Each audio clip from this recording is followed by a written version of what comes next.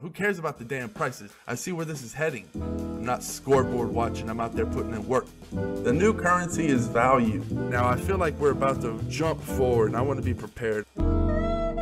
Everything you've done in life has led you up to this moment right now. Good morning, good morning, good morning, good morning. Holler at Scott Thrift. Emailed me that the other day. Very impressive. Very thankful. That's the thing. The production value on my show might not be the best, but that's fine. I always encourage people who want to start, who want to do something in their life.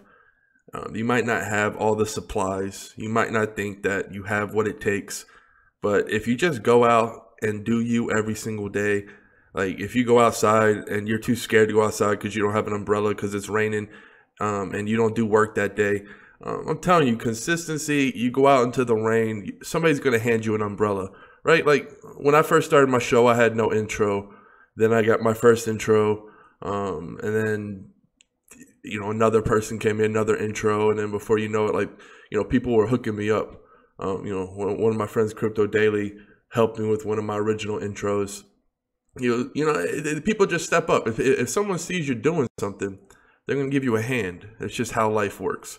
So if you ever want to start something, don't worry about what you have. Just go out there. People are going to hook you up. You'll be surprised. And if they don't, it doesn't matter, right? You just keep going forward every day, even if you don't feel like it. Like if I don't feel like making a show, it doesn't matter. I just do it. And I really don't care if it sucks or not, because I'm not doing it for you guys. I'm doing it for myself.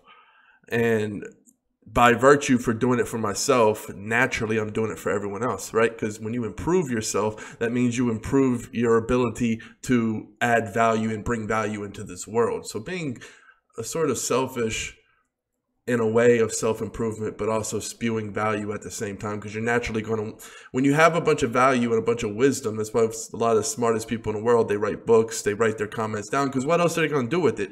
Why are you going to learn all this wisdom and then just die with it, right? People want to teach. It's natural. Anyway, jump into the market. Market cap 268 billion. We definitely took a hit over the week. And it was kind of crazy if we're going to look at the Bitcoin price. Scott requested night mode, by the way, so this is my first time ever doing this. It's already kind of weird, but we're going to go through it.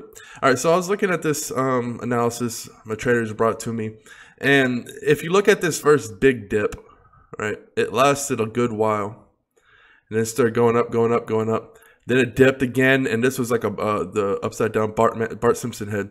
Didn't last long at all, right? Went right back up. And then there was this dip, if you can bring it to the 7-day. Then there was another dip, but this thing just went straight down and up. Boom. Right? It's just like a spike. So the dips didn't last long. So that was encouraging in a way. And then this happens. Now it's on, now it's in the purgatory mode. Like it's like you kind of get a grasp. You think you have a few steps ahead of the market, but it doesn't matter. The market's going to do what the market's going to do. Welcome to a decentralized 24/7 global economy that never turns off. It's anything can happen. So here we are. Took a couple of dumps. Boom, boom, boom. Now we stabilized. A lot of people are saying if we break down below 6. That it's just gonna extend the bear market that much. We can even see lows of 3. That's just a forecast. What do I think is gonna happen? Like I said, to me, if you look at the chart, you don't need to know much, right? Like what does it look like to most people? It certainly doesn't look like a bubble that is deflating. It looks like there's a lot of.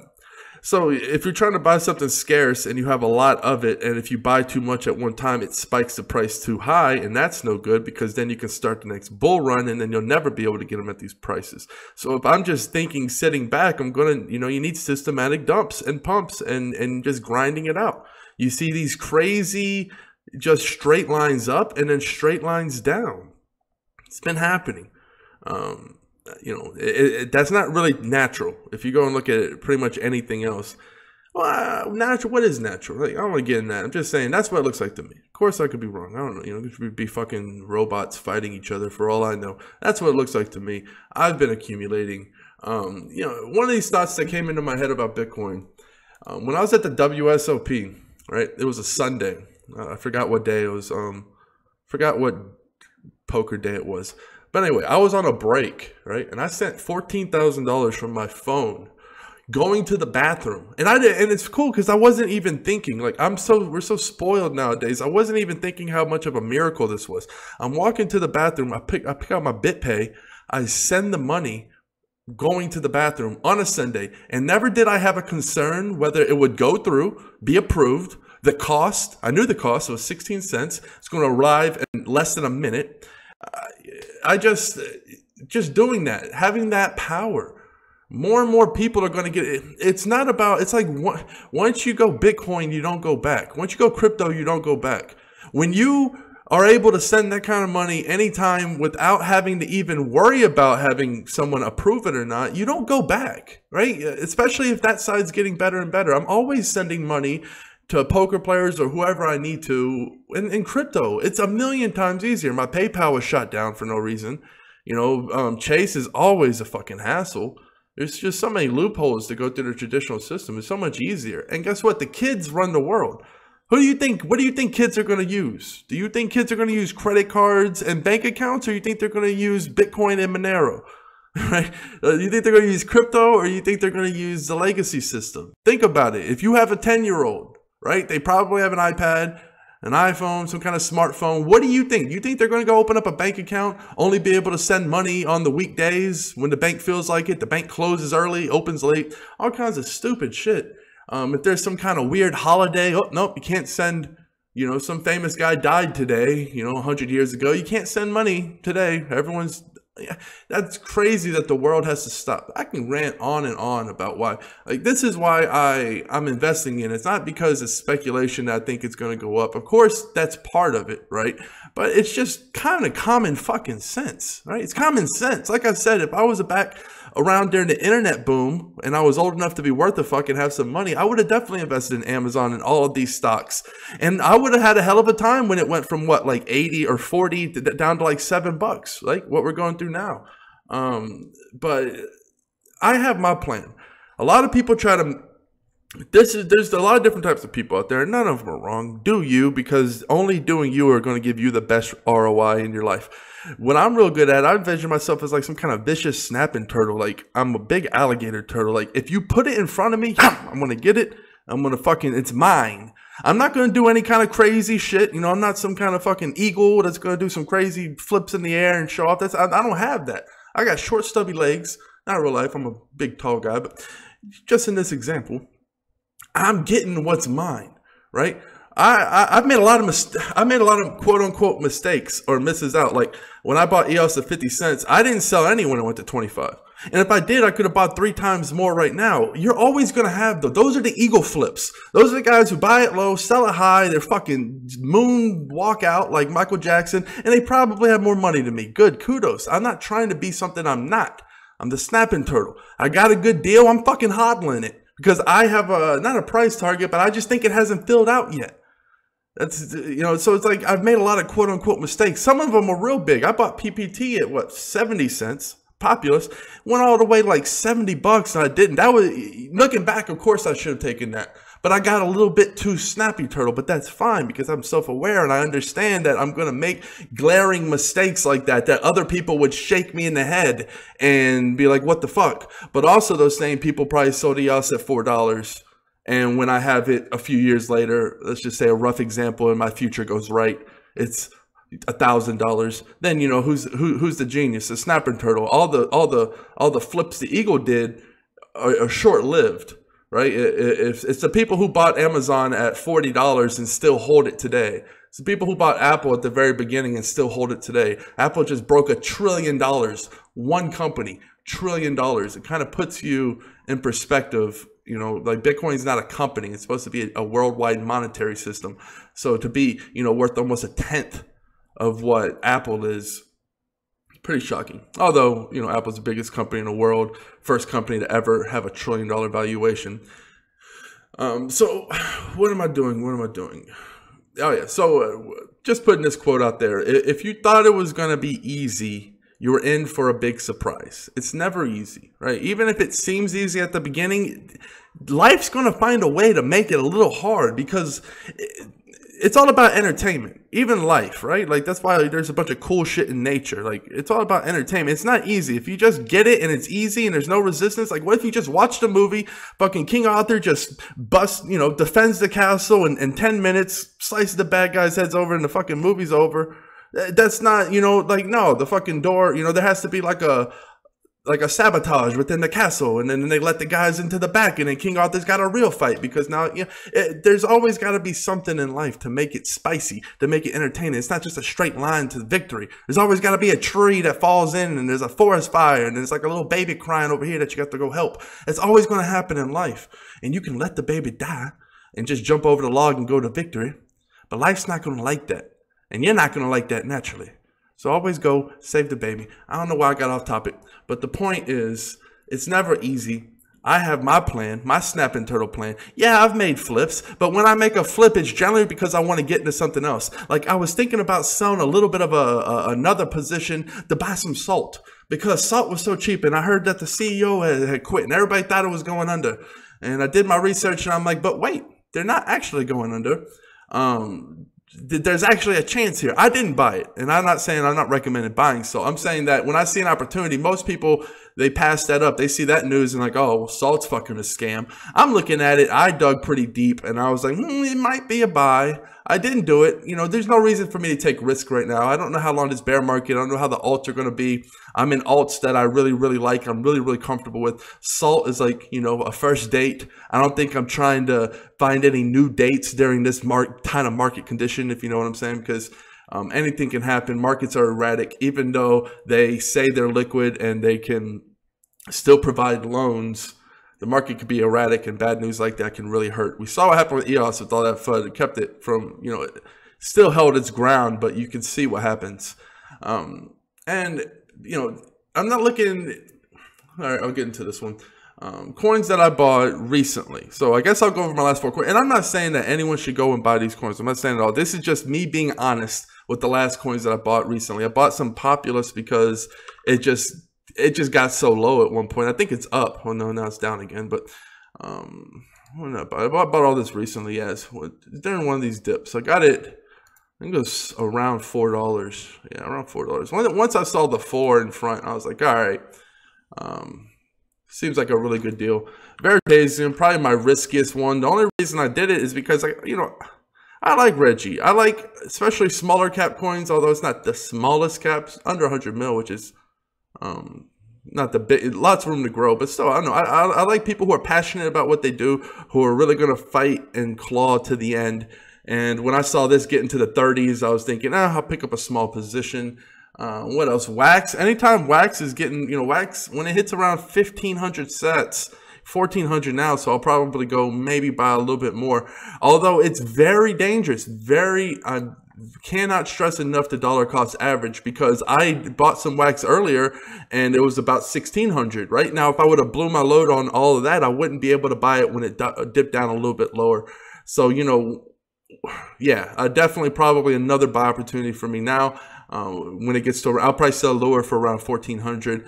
Little binks over time. And a lot of people will tell you to make some profit during the bear market.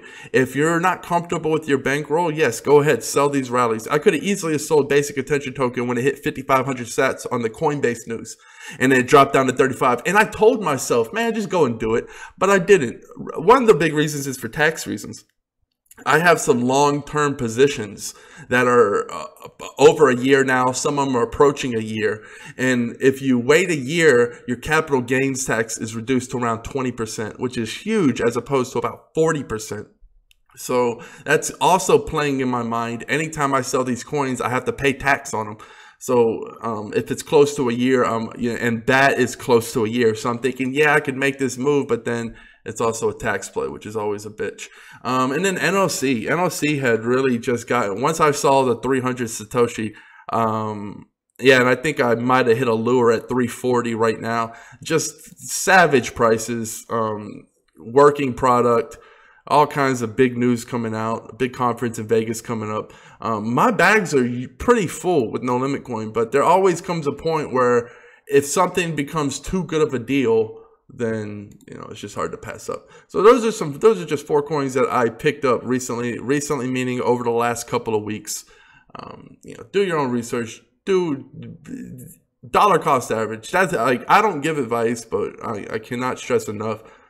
I'm definitely not pulling any all-ins during this market. I just don't know what's going to happen. I don't know how cheap the coins can get. The market could be very erratic. Sometimes these coins can go for free during just a phase of Twilight Zone, and then the Twilight Zone disappears and the market picks up, and then they get back to their real value. But just very, very good time right now. Crypto is really about staying power. It's really easy to get shook out. If this is the next paradigm shift, if crypto really becomes as big as a lot of people think, me included, you don't want to be shaken out.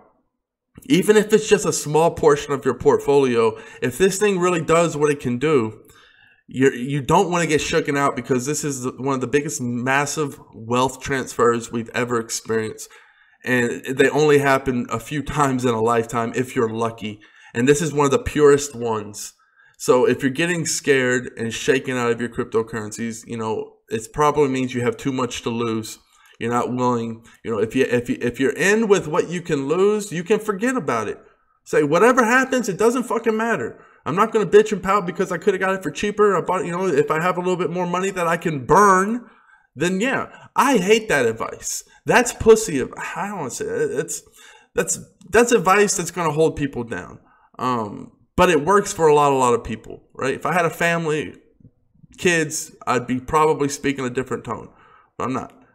I'm a young man, in my 30s, but I can afford the risk is what I'm saying. And I've always risked, like, if I was to lose everything, it would hurt, but I've started from the bottom. I'm very familiar with the bottom.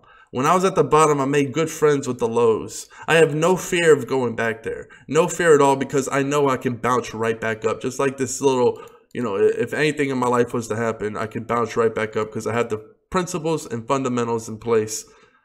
Therefore, it allows me to take more risk, right? This was this, boom, I'd bounce right back up because I've been down before and I've bounced right back up. That's the kind of confidence that it takes to survive in these markets, because we do not know, if you're selling for a loss, thinking you can buy it back cheaper, that's always dangerous. Those are none of the things I'm doing. I'm holding. And I've taken, and I don't want to hear anybody bitch, because if I was to give somebody $1 million and they invested and lost half, yeah, they would fucking be happy they're up 500,000, but they'd be pained that they just lost 500,000. That's how the mind works. And you have to get over that petty bullshit. Like, yeah, I'm way up from last year where I was, but man, I definitely left a lot on the table, and that's fine because I knew I would, because I'm not an eagle. I'm not trying to do things that I'm not. I'm a snapping turtle. What's mine is mine, and you're not getting it. You're going to lose a finger if you try to get it. That's my mentality, and it's gotten me where I am right now, and it's going to continue to get me, right? Because I'm not looking at where all these other people are, what they're doing, magical abilities. I see, Chris Angel fly. I'm not going to try to jump off a building and fly out of envy, right? I know what I am, and I'm going to be the best version of me. Thankful that I have what I have, right? I'm thankful that, yeah, it'd be cool to be an eagle, but hey, I'm fucking thankful I got my sharp teeth, that I'm a snapping turtle, I have my hard shell. I have things that the eagle doesn't have too. And it's funny, you go into that eagle's head, and he's going to be like, man, I wish I had a shell. Like, it's funny how life is. The grass is always greener, no matter what you are. You could be the king, and then you're fucking daydreaming about being a peasant. Like, life's crazy, I'm telling you. So, crypto is definitely about staying power. I was going to get into a Dragon Ball Z reference, but this is going on too long, so I'll save that one for next time. We kill it here. Cheers. Peace.